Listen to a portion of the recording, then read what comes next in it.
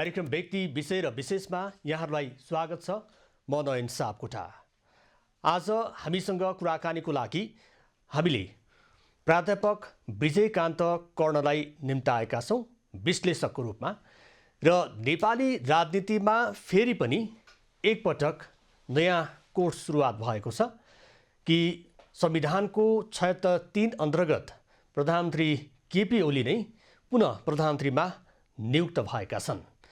र राजनीतिक दलहरूले विशेष गरेर विपक्षी दलहरूले संसदको सङ्ख्याको अङ्क पुर्याउन नसक्दाखेरि र सँगसँगै जसपा र माधव नेपाल पक्षका सांसदहरूले जुन घुर्की लगाएका थियो त्यो घुर्की पुरा नहुँदाखेरि अन्ततः प्रधानमन्त्री केपी ओली नै फेरि पनि प्रधानमन्त्री बनेका हुन्। र अहिलेको यो घटनाले के सङ्केत गर्न खोजिरहेको छ र नेपालको राजनीति अब सङ्लो गरी अगाडि बढ्छ कि धमिलो हुन खोजिरहेको छ। आज हामी यिनै विषयमा कुराकानी गर्नको लागि प्राध्यापक विजयकान्त कर्णसँग कुराकानी गर्न गइरहेका छौँ। आउनुहोस् उहाँलाई कार्यक्रममा स्वागत गरौँ। कर्णजी, स्वागत छ यहाँलाई। धन्यवाद। अब संविधानको 76(3) अन्तर्गत प्रधानमन्त्रीमा फेरि पनि ओली नै नियुक्त भएका छन् र विपक्षी गठबन्धनहरूले संसदको सङ्ख्या पुर्याउन नसक्दाखेरि 76(2) पुर्याउन सकेन, 76(3) अगाडि बढ्यो। यो सङ्केत भनेको नेपालको राजनीतिको लागि राम्रै सङ्केत हो? हेर्नुहोस्, यो गत 1 वर्षदेखि जे जति नेपालमा भइरहेको छ त्यो नेपाली जनता र नेपाल एज ए होल कन्ट्रीको हितमा भइरहेको होइन।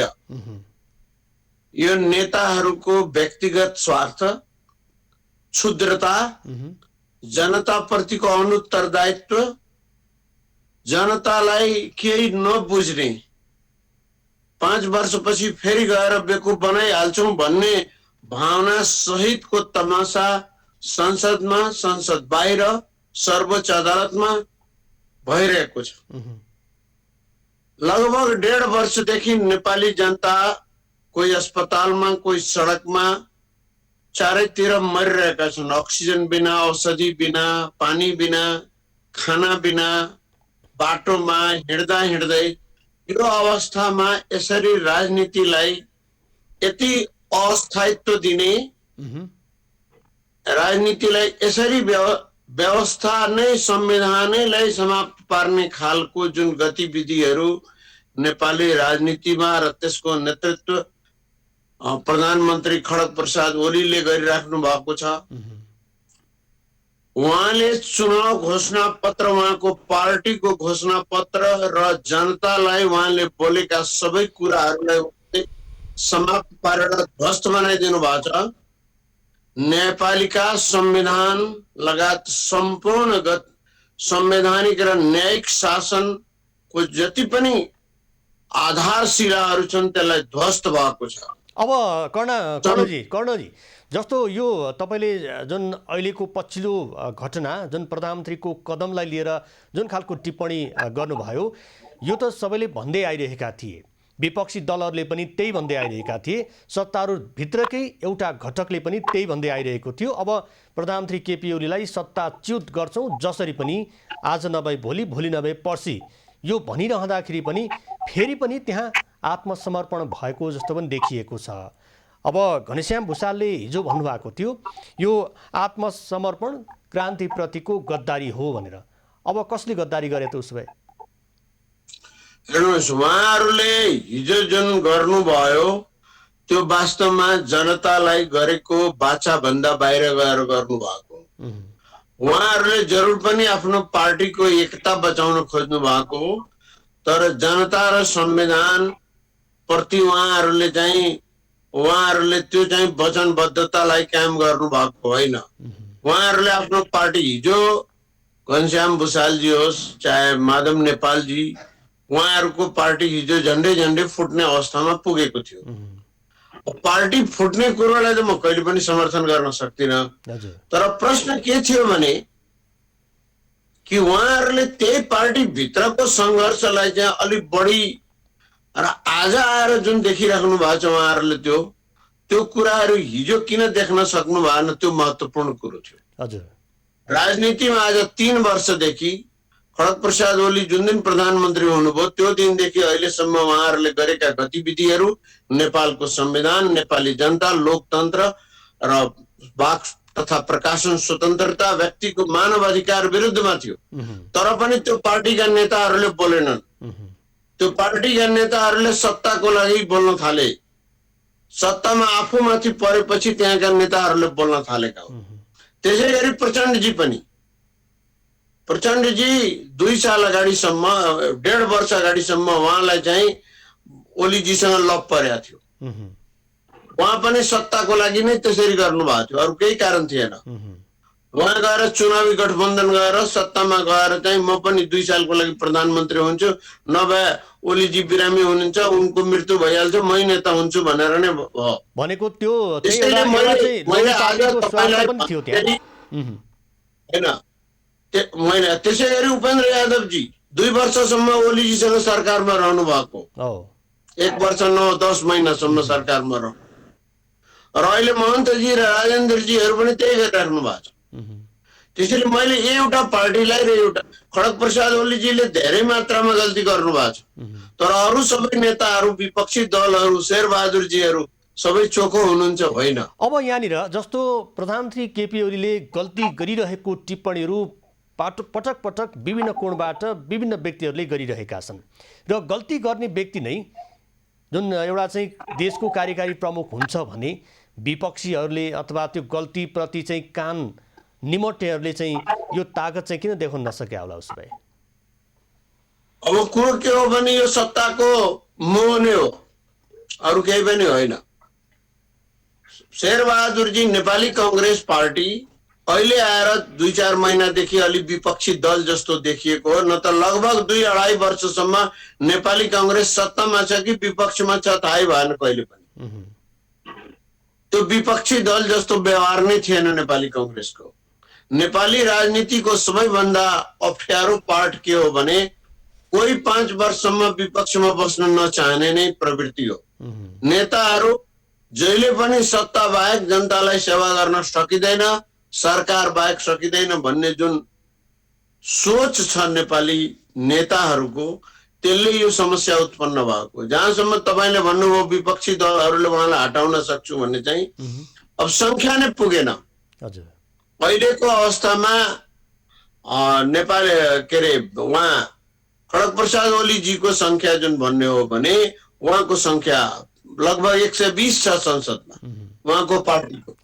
हिजो यदि माधव नेपालजीहरूले राजीनामा दिएको भए सायद अर्को सरकार बन्न सक्थ्यो, तर उहाँहरूले त्यो दिनु भएन। प्रचण्डजी र शेरबहादुरजीको संख्या पुगेन। जहाँसम्म जनता समाजवादी पार्टीको अवस्था छ त्यो विभाजित छ सिधै। त्यो दल अब धेरै दिन सँगै जान सक्ने अवस्थामा देख्दिन। जनता समाजवादी पार्टी महन्त ठाकुरजी र राजेन्द्र महतोजी एकातिर, उपेन्द्र यादवजी र बाबुरामजी अर्कोतिर भइसक्नु भएको छ।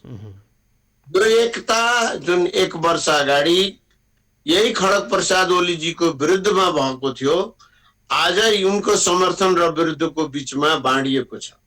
महन्त ठाकुरजी आजको दिनमा उहाँले गरेको कतिपय निर्णयहरू सबैसँग म सहमत हुन सक्दिनँ, तर उहाँका कतिपय कुराहरू जसरी उहाँले अस्ति के भन्नुभयो भने हाम्रो लागि सबै बराबरै छन् भने यो कुरोसँग म सहमति जनाउँछु। मधेस आन्दोलन पछि सरकार बनेको थियो खड्ग प्रसाद ओलीको, त्यसपछि सरकार बनेको थियो प्रचण्डजीको, त्यसपछि सरकार बनेको थियो शेरबहादुर देउबाजीको। तर त्यो 1.5-2 वर्षको सरकारले मधेस आन्दोलनका मुद्दाहरू किन सम्बोधन गर्न सकेन? थारू आन्दोलनका मुद्दाहरू, राजनीतिक आन्दोलन, अरू आन्दोलनका मुद्दाहरू सम्बोधन गर्ने, मधेस र थारू आन्दोलनका मुद्दाहरू सम्बोधन गरे भए हुन्थ्यो नि त। तर अब फेरि महन्त ठाकुर, राजेन्द्र महतोले त्यही आश उहाँहरूले राख्नु भएको छ। प्रधानमन्त्री केपी ओली अब पहिलेको होइन, अहिले नयाँ रूपमा चाहिँ प्रस्तुत हुनु भएको छ। त्यही भएर उहाँप्रति हामी सकारात्मक छौँ र उहाँलाई हामी सहयोग गर्छौँ, तर नयाँ सरकारको विकल्प खोज्दैनौँ भनेको कारण चाहिँ यही नै हो। उसो भए उहाँ प्रधानमन्त्री केपी ओली उहाँको मुद्दाहरूलाई सम्बोधन गर्न खोजिरहनु भएको छ। यसलाई यसरी बुझ्नुपर्छ। त्यो उहाँहरूले बोलेको जेसुकै होस्, तर देखियो के भने उहाँहरू खड्ग प्रसाद ओलीको समर्थनमा उभिनु भएको छ। यसलाई प्रश्न रूपमा बुझ्नुपर्छ। महन्त ठाकुरजी र राजेन्द्र महतोजी खड्ग प्रसाद ओलीजीको समर्थनमा देख्नु भएको छ। उहाँहरूले विकल्पको सरकार यो सब कुराहरू यो कुरो होइन, तर उहाँहरूले महन्तजीले भने कुरोमा मलाई एउटा कुरोमा कहाँ सकारात्मकता लाग्छ भने उहाँले सबै नेताहरू हाम्रो लागि सबै बराबरै छन्। हामी लडाईँ लड्दाखेरि, मधेसको आन्दोलन, थारू आन्दोलन हुँदाखेरि सबैको सरकारको भएको बेलामा हाम्रो मृत्यु भएको छ। ती सबै सहभागी भएको सरकारको बेलामा भएको छ भनेर जुन उहाँले भन्नुभयो संसद र संसद बाहिर, त्यसमा पूर्ण सत्यता छ। र उहाँले अहिले ओलीजीले 124-25 जनाको मुद्दा फिर्ता गर्नु भएको छ, अरू मुद्दा फिर्ता गर्ने प्रक्रियामा छ। र अब केही कुराहरू त अदालतमा छन्। अदालतमा भएका कुराहरू त अब कसरी हुन्छ भन्ने अब त भन्न सकिँदैन, अदालतले निर्णय गर्ने हो। तर अरू जुन छन् मुद्दाहरू त्यो फिर्ता हुने प्रक्रियामा गएका छन्, त्यो चाहिँ उहाँले यसलाई सकारात्मक लिनु भएको छ, महन्त ठाकुरजीले, राजेन्द्र महतोजी। अब रह्यो के भने कि हिजोको दिनमा प्रतिगमन गरे प्रधानमन्त्री खड्ग प्रसाद ओलीले त्यो कुराहरूको लागि अब उहाँहरू सत्ता साझेदारी हुने नहुने भन्ने कुरा दोस्रो कुरो छ। तर अहिले चाहिँ उहाँहरूले गर्दा नै यो सरकार बाँचेको हो, त्यो पनि भन्न मिल्छ। अब चाहिँ के होला त? अब जस्तो माधव नेपाल समूहहरूले जुन प्रकारको हिजो एक प्रकारको सहमति गरे प्रधानमन्त्री केपी ओलीसँग कि उनीहरूले भन्दै आइरहेको प्रसङ्ग फागुन 28 को निर्णय फिर्ता र त्यस सँगसँगै 2075 जेठ 2 मा फर्कने शर्त, यो शर्तलाई आधार मानेर यस अगाडि पनि 6 बुँदे उहाँले चाहिँ पत्र प्रेषित गर्नुभएको थियो प्रधानमन्त्री केपी ओलीलाई। त्यो 6 बुँदे एक ठाउँमा छ र हिजोको सहमति एक ठाउँमा छ। यो सहमति अहिलेको लागि चाहिँ नेकपा एमाले विभाजनको लागि टरेको हो कि नेकपा एमाले विभाजनको लागि सरेको मात्रै हो? यो पूरै रूपमा यो समाप्त भएको होइन। खड्ग प्रसाद ओलीजीको स्वभावको हिसाबले उहाँले जेठ 2 गतेतिर फर्किनु होला भन्ने कुरोमा मलाई अलि शङ्का छ। तर हिजो एउटा गजब कुरो के भएको भने ओलीजी हिजो चाहिँ शिर झुकाएकै हुन्। खड्ग प्रसाद ओलीजी हिजो आफ्नो सबै सेना मेना पठाएका थिए माधव नेपालजी कहाँ, र हिजो चाहिँ उहाँ चाहिँ झुकेको हो। र झुक्ने कारण उहाँ नभए हिजो त उहाँको सत्ता समाप्त थियो। म अब फेरि के भन्छु भने हिजो कुनै जनताको हितमा भएको सम्झौता होइन, यो देशको हितमा होइन, नेताहरूको हितमा भएको सम्झौता। र यो सम्झौताबाट उहाँ भोलि फर्किनुहुन्न भन्ने भन्न सक्दैन। हिजो माधव नेपालजी के भन्नु, 2-4 दिनलाई यो सङ्कट टरेको छ, उहाँले त्यो भन्नुभयो। त्यसैले नेकपा एमालेको विभाजनको सम्पूर्ण सम्भावनाहरू समाप्त हुने होइन। नेकपा एमाले जनता समाजवादी पार्टी जसरी लगभग विभाजनको अवस्थामा पुगेको छ। विजयजी, जस्तो तपाईँले हिजोको जुन सहमतिमा प्रधानमन्त्री केपी ओली झुकेको भन्नुभयो र सँगसँगै एकातर्फ हेर्ने हो भने माधव नेपाल समूहसँगको जुन सांसदको सङ्ख्या थियो, केही सांसदहरूले यसरी विभाजन हुनु भनेको त आफ्नै खुट्टामा बन्चरो हान्नु पनि हो भनेर त्यो खालको तर्क केही सांसदहरूले गरिसके पछाडि माधव नेपाल समूह पनि गलेको त भन्न सकिन्छ नि, होइन र? होइन, हिजो उहाँहरू लगभग अस्ति चाहिँ उहाँहरू राजीनामा लेखिसक्नु भएको अवस्था थियो। त्यो भनेको घुर्की थिएन होइन। तर एउटा कुरो के हो भने हिजो मात्र घटना भएको होइन। 3 दिनदेखि जुन केपी ओली खड्ग प्रसाद ओलीजीको समूहका नेताहरूले विभिन्न लेभलमा तलदेखि माथिसम्मका सांसदहरूलाई व्यक्तिगत रूपमा प्रयत्नहरू गरिराख्नु भएको थियो, यो प्रयत्नहरूले हिजो चाहिँ केही मात्रामा रिजल्ट ल्याएको र गलेको आफ्नै खुट्टामा आफै नै बन्चरो हान्ने या केही सांसदहरूले त्यो भन्दा पनि हिजोको अवस्था के हो भने यो कुराहरू पहिले पनि भएको। आज 1 महिना माधव नेपालजी र खड्ग प्रसाद ओलीजीको बीचमा यो क्रममा अहिले दोस्रो तेस्रो मिटिङ हो। विष्णु पौडेलजी, सुभाष नेमाङजी लगायत नेताहरू लगातार विभिन्न चरणमा, योगेश भट्टराई, विद्या भण्डारीले मैले राष्ट्रपति भनेर सम्बोधन गर्न मलाई लाज लाएर मैले नगरेको है। उहाँले जुन किसिमको राजनीतिक दलहरूमा गर्नुभएको थियो, उहाँ समेतको सहभागितामा नेकपा एमाले बचाऊ अभियान चलिरहेको थियो लगभग 1 महिनादेखि। यो 1 महिनामा विभिन्न तलमाथि भइराख्दाखेरि हिजो चाहिँ केही मात्रामा प्रगति भएर बिहानै उहाँले विष्णु पौडेलजीहरूलाई पठाएर गर्नुभएको त्यो सबै मिडियामा आइसकेको। त्यो भनेको सन्देश नै हिजो के थियो भने कि उहाँले पहिले त कारवाही फिर्ता लिनुभयो 4 जना नेतामाथि, 4 जना 6 जना सांसदहरूमाथि कारवाही फिर्ता लिनुभयो। त्यसपछि उहाँहरूको बीचमा के कमिटमेन्ट भयो त्यो त बाहिर आएको छैन। तर माधव नेपालजीको भनाइलाई मान्ने हो भने 2-4 दिनलाई टर्यो। अर्थात् जबसम्म जेठ 2 गतेको पछाडिको निर्णयमा खड्ग प्रसाद ओलीजी या नेकपा एमाले पुग्दैन तबसम्म यो अवस्था रहिरहन्छ भन्ने कुराको संकेत हो। अर्थात् विभाजन पूर्ण रूपमा समाप्त भएको, विभाजनको सम्भावना समाप्त भएको छैन। तर एउटा कुरो के हो भने यो यसरी भएको पार्टीले, यो मानसिकतामा यो विभाजित भएको पार्टीले सत्तामा बसेर नेपाली जनताको हित कसरी गर्न सक्ला त्यो प्रश्न छ हैन। एउटा सत्तारूढ पार्टीमै भित्र किचलो हुँदाखेरि आम जनताले उनीहरूबाट कस्तो खालको सेवा पाउने अथवा अनुभूति कस्तो पाउने भन्ने यसै अनुमान गर्न सकिन्छ। अब चाहिँ विजयजी जस्तो अब यस अगाडि जुन 27 गतेको विश्वासको मतमा प्रधानमन्त्री केपी ओली असफल भइसके पछाडि यो 3 दिनको समय दिएर हिजोको 9 बजेको समय अब टर्यो र यस अगाडि जसरी माधव नेपाल समूहले प्रधानमन्त्री बन्नको लागि नेपाली कांग्रेसका सभापति शेरबहादुर देउवालाई जुन आश्वासन दिएका थिए र यो आश्वासनमा देउवा पनि दङ्ग परेका थिए र अन्ततः उनी पनि असफल भए र उनले सभापति देउवाले त के भने जसपाले पनि साथ दिएन, माधव नेपालले पनि साथ नदिँदाखेरि यो अवस्था आयो भनेर सभापति देउवाले आफ्नै दलको बैठकमा त्यसरी व्याख्या गर्नुभयो। यो अरूको आश गरेर नेपाली कांग्रेस चाहिँ सत्तामा जान हुन्थ्यो यतिखेर? हेर्नुस्, विपक्षी दल नेपाली कांग्रेस सत्तामा जान खोज्नु कुनै गलत कुरो होइन। नेकपा एमाले, नेकपा विभाजित भएर 2टा पार्टी, नेकपा एमाले 2टा भएर वैकल्पिक सरकार दिन चाहिँ विपक्ष तयार रहनै पर्छ। तर इम्पोर्टेन्ट कुरो के छ भने वास्तवमा के शेरबहादुर देउवा गत 4-5 महिनादेखि सरकार बनाउन तयार थिए त? थिएनन् नि। उनी कहिले त्यसको लागि प्रयत्न गरेनन्।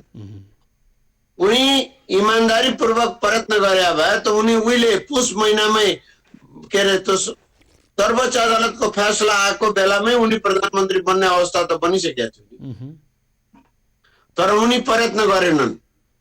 मैले पहिले भने उनी सत्ताधारी पार्टी हुन् कि विपक्षी दल हुन् भन्ने कुरो बुझ्नलाई गाह्रो छ हामीलाई। लगातारको 2-2.5 वर्षको उहाँको प्रेम र त्यो देखिएको संसदमा उहाँको आफ्नो व्यक्तिगत कुराहरू हेर्दाखेरि त्यसरी देखिएको। संवैधानिक परिषदको बैठकमा संवैधानिक अध्यादेशको विरोध गर्ने, अर्कोतर्फ बैठकमा पनि जाने, बैठकको लागि कुरा पनि गर्ने, यो दुईटै द्वैत चरित्रहरू स्वीकार हुन सक्दैन राजनीतिमा। नेपाली कांग्रेसले गत यही बेलामा खड्ग प्रसाद ओलीले पार्टीको र संवैधानिक परिषदको अध्यादेश ल्याएका थिए र यो अध्यादेश ल्याउँदाखेरि अध्यादेश संविधान विपरीत छ र यो संविधानको विपरीत काम गर्नेमा संवैधानिक परिषदका सदस्य के अरे भने चोलेन्द्र शमशेर राणादेखि लिएर विद्या भण्डारीदेखि लिएर सबैको सहमति छ। अर्थात् नेपाल कानुनी शासन जनता प्रतिको उत्तरदायित्वबाट विमुख भएको अवस्था छ। यही दलहरूले 5 वर्ष अगाडि यो संविधान हामी विश्वको उत्कृष्ट संविधान बनाएका छौं र डेट राखेर फलाना दिनमा यो काम गर्छौं, फलाना दिनमा यो काम गर्छौं भन्ने दुनियाँको कुनै संविधानमा नभएका कुराहरू लेखेर चाहिँ संविधान बनाए। अब हुन त राजनीतिक दलको काम भनेकै आश्वासन दिनु हो विजयजी। राजनीतिक दलको काम भनेकै सर्वसाधारणलाई, आम नागरिकलाई आश्वासन दिनु मात्रै हो। यहाँले जुन टिप्पणी गरिरहनु भएको छ, एउटा कानुन त देश नचल्दाखेरिको अस्थिरता पैदा हुन्छ भन्ने उदाहरण त पटक पटक प्रस्तुत भइरहेको छ र अहिले पनि त्यसकै उदाहरण हामीले भोगिरहेकै छौँ। अब चाहिँ प्रधानमन्त्री केपी ओली 76(3) अन्तर्गत फेरि पनि नयाँ प्रधानमन्त्री नियुक्त भएका छन् र आज अब फेरि शपथ ग्रहणको कार्यक्रम पनि राखिएको छ र 30 दिनभित्र फेरि पनि संसदमै विश्वासको मत लिनुपर्ने अवस्था छ। अब चाहिँ बहुमतको चाहिँ संसदको सङ्ख्यासहित प्रधानमन्त्री केपी ओली अगाडि बढ्ने सम्भावना यहाँले देख्नुहुन्छ कि फेरि 76(5)बाट हामी अगाडि बढ्नुपर्ने अवस्था यहाँले देखिरहनु भएको छ? अब प्रश्न के भन्यो भने 30 दिनभित्रमा उहाँले अब संसदको शपथ ग्रहण, संसदमा बहुमत पुर्याउनु पर्छ। उहाँले आज लिएको शपथ ग्रहणले। हजुर, अब यो कुरो नेकपा एमाले भित्रको यो जुन हिजो भएको सहमति छ त्यस अनुसार काम अगाडि बढ्यो भने सायद उहाँ सहमति प्राप्त गर्नुहुन्छ। नभए अब उहाँले खड्ग प्रसाद ओलीजीले संसद भङ्ग गर्नुहुन्छ र अर्को देश चुनावमा जान्छ। भनेको त्यस अगाडि चाहिँ हिजोको सहमतिमा टेकेर प्रधानमन्त्री केपी ओली पनि अगाडि बढेमा चाहिँ त्यो अवस्था नआउन सक्छ भने यदि यो सहमति भयो भने चाहिँ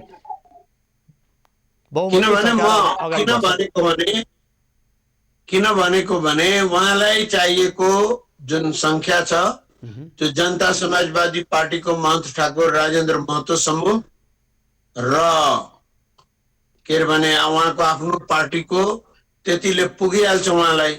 त्यसैले यो दुईटा पार्टीको बाट सरकार चलाउनुहुन्छ उहाँले। तर यो मलाई यो सम्भावना धेरै कम लाग्छ। किनभने यो सम्भावना किन कम लाग्छ भने कि उहाँ चुनावमा जान चाहनुहुन्छ र नेपाली कांग्रेसको नेतृत्व पनि चुनावमा जान खोजेको छ देखिन्छ। अब यो अहिलेको मैले हेर्दाखेरि यो देश अब चुनावतिर अगाडि बढ्यो, जुन कि धेरै दुर्भाग्यपूर्ण कुरो हो। अहिलेको अवस्थामा देशको जुन वर्तमान परिस्थिति छ, राज्यको सम्पूर्ण संरचनाहरू ध्वस्त भएको अवस्थामा जनता त्राहिमाम गरिरहेको बेलामा दिनको 200-500 जनता मरिरहेको जुन देश छ त्यो देश चुनावमा गयो भने के होला भन्ने एउटा कुरो, चुनावमा हुने खर्चले अहिलेको अवस्थालाई धान्न सकिन्छ जस्तो लाग्छ। अर्को कुरो, तेस्रो कुरो के भने यो अवस्थामा चुनाव हुन सक्छ कि सक्दैन भने।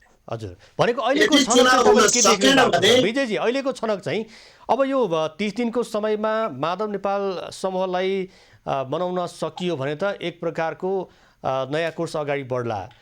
त्यो सम्भावना चाहिँ यहाँले कतिको देखिरहनु भएको छ कि चलाखीपूर्ण रूपमा? हुन त हिजो डाक्टर बाबुराम भट्टराईले प्रधानमन्त्री केपी ओलीलाई नेपाली राजनीतिमा ओली चतुर साबित भए भन्ने सम्मको टिप्पणी गरे र उनले अर्को के आरोप पनि लगाएका छन् भने अदालत, मिडिया, संसद र आम जनताले तिरस्कार गरेका ओलीको विकल्प खोज्नु पर्नेमा फेरि पनि ओलीकै हातमा चाहिँ सत्ता सुम्पिनु पर्दाखेरि यो खुरापात भयो, किनबेच भयो भन्ने सम्मको उहाँले आरोप लगाउनु भयो।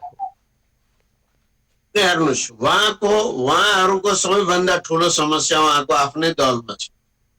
भनेको आफ्नो यो कुरा भनिराख्दाखेरि उहाँहरूले आफ्नो दललाई एक ठाउँमा किन राख्न सक्नु भएको छैन? बाबुराम भट्टराईजीले भन्नुभएको कुरोसँग धेरै मेरो असहमति होइन, तर बाबुराम भट्टराईजीले अरूलाई भन्दाखेरि आफ्नो दललाई एक ठाउँमा किन राख्न सक्नु भएको छ? उहाँहरू आफ्नो दलको एकता किन मजबुत गर्न सक्नु भएको छ? उहाँको दलै अलि ठुलो छ। ठाकुरजी, राजेन्द्र महतोजीहरूलाई उहाँले कसरी एक ठाउँमा मिलाउन नसक्नु भयो? उहाँहरूको कमजोरी होइन त? सबै दल अहिले विक देखिएका छन्। कसैको संविधानप्रति आस्था छैन, कसैको जनताप्रति कुनै उत्तरदायित्व छैन। यो भन्नुपर्छ। र अब यो देश चुनावमा जाने हो भने झन अप्ठ्यारो स्थिति निर्माण हुन सक्छ। जुन एजेन्डाहरू लिएर खड्ग प्रसाद ओलीजीले राष्ट्रवाद, भारत विरोधी, मधेस विरोधी के दुनियाँ मुद्दाहरू लिएर, त्यो सबै गलत थियो भन्ने कुरो प्रमाणित भएको छ आजको। र आज चाहिँ जनताले यसरी चाहिँ उहाँलाई दिएको मतको यति ठुलो अपमान भएको छ कि आज त्यही जनता, सबभन्दा गरिब तबकाका जनता, कम्युनिस्ट पार्टीको नाउँमा दिएको मतले जनताको स्थिति के भएको छ? जनता मरिरहेका छन् नि। त्यसको बारेमा त कुनै चिन्ता केही जाहिर भएन त। कहिले यो लगातार 5-6 महिनादेखि हामी देखिरहेछौँ। घर घरमा सबै मरिरहेका छन्, सबै तबकाका आम जनता मरिरहेका छन्, तर उहाँहरूलाई यो चिन्ता छैन, कसैलाई चिन्ता छैन। हेर्नुहोस्, यो साह्रै दुर्भाग्यपूर्ण स्थिति हो। नेपाली राजनीतिमा यस्तो अवस्था देशको कहिले पनि भएको थिएन। यति साह्रो विजयजी, जस्तो अबको चाहिँ सरकारमा जसपाका एउटा घटक राजेन्द्र महतो र ठाकुरको समूह चाहिँ सरकारमा जाने, अथवा जसपाकै सहमति लिएर सरकारमा जाने, अथवा जसपा विभाजन भएर केपी ओलीलाई समर्थन गर्ने, यो के देखिरहनु भएको छ यहाँले? सरकार विभाजन भएर जान्छन् नि। सरकारमा त जाने अवस्था म देख्दिनँ, किनभने उहाँहरूले अस्ति एउटा कुरो भन्नुभएको छ, हामी तपाईँलाई समर्थन पनि गर्दैनौँ, हामी अर्कोलाई पनि समर्थन गर्दैनौँ भने खड्ग प्रसादजीलाई उहाँहरूले 3-4 दिन अगाडि भनेर आउनु भएको छ। त्यो जुन दिन संसदमा मतदान भएको थियो त्योभन्दा 1 दिन अगाडि उहाँहरूले। त्यसैले यदि उहाँहरू सरकारमा जानुभयो भने जसपा विभाजन हुन्छ। जसपा अब लगभग एउटा कुरा बुझ्नु होला, जसपा अब विभाजित नै भइसक्दा पनि भन्दा हुन्छ। जसपा अब एउटै पार्टी छैन। त्यो पार्टीको दुईटै नेताले संसदमा बोलेका, बाहिर देखिएका गतिविधिहरू, उहाँहरूले कोही रिसोर्टमा गएर बस्ने, कोही कहाँ बस्ने जुन गर्नु भएको छ, त्यो अवस्थाले साह्रै नराम्रो स्थिति निर्माण गर्यो। भनेको एउटा दल पहिले फुट्यो, भनेको अदालतले टुक्राइदियो, अर्को दलमा पनि त्यो खालको विभाजन देखा परिरहेको छ, र अर्को फेरि ठुलो दलमा पनि त्यो प्रकारको विभाजन देखा परिरहेको छ भने यो दल विभाजनको सङ्घारमा पो अहिलेको राजनीति चाहिँ रुमल्लिरहेको छैन। श्रृङ्खला एउटा कुरा के बुझ्नुहोस् भने नेपाली राजनीतिको सबैभन्दा अप्ठ्यारो कुरो मैले भने नि, सबै नेताहरू सत्तामै पुग्नु पर्ने, सत्ता मात्र साधन भनेर जुन बुझाइ छ, त्यसले गर्दा आजदेखि होइन, यो 7 सालदेखि अहिलेसम्म दलहरू विभाजित हुने नै एउटा ठुलो समस्या हो। विभिन्न समूह बन्ने, विभाजन हुने, त्यो काङ्ग्रेस होस्, नेकपा होस्, सबभन्दा बढी फुट्ने कम्युनिस्ट पार्टीहरू, त्यसपछि मधेसवादी दलहरू, र तपाईँको यो रपरपा पनि हेर्नुहोस् न, 3-4-5 टुक्रा हुन्छ, फेरि एक ठाउँमा हुन्छ। काङ्ग्रेसको पनि त्यही हाल छ। भनेको दलमा एक रोग भन्दा पनि थुप्रै रोग चाहिँ पहिलेदेखि नै लागू भएको थियो, अहिलेसम्म पनि कायम छ। यो निरन्तरता चाहिँ जारी रहनेछ। हामीसँग समय सकिएको छ। एभि न्युज खबर र एभि न्युज खबरका दर्शकका लागि यहाँले जुन समय उपलब्ध गराउनुभयो यसको लागि यहाँलाई धेरै धेरै धन्यवाद छ। धन्यवाद, मलाई आफ्नो कुरा भन्न दिनुभएको। उहाँ हुनुहुन्थ्यो प्राध्यापक विजयकान्त कर्ण। उहाँसँग गरिएको कुराकानीको क्रम सँगसँगै आजको समय सकिएको छ। खबरभित्रको खबरको लागि हेर्दै रहनुहोला एभि न्युज खबर। नमस्कार।